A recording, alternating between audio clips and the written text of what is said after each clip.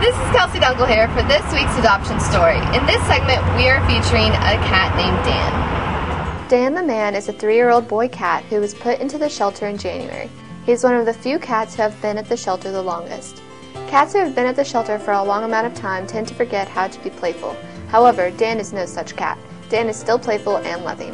He likes kids, that I do know. And I don't know. He'll be a good home for anybody. Dan is now a healthy cat with all his shots and is fixed. Being an older cat, it is harder to get him adopted out. Older cats tend to be adopted out last. The kittens and puppies go out first, then the older dogs, and finally the older cats. If you wish to adopt Dan, all you have to do is pay the $100, which includes his shots and his neutering. However, kittens are a different story. If they want to adopt a kitten, they can adopt a cat, but they got to bring it back on our appointment that we sign for them, like in there. They have to bring the cat back to get neutered. Now, if you don't get neutered, then we have to call you and tell you to come in.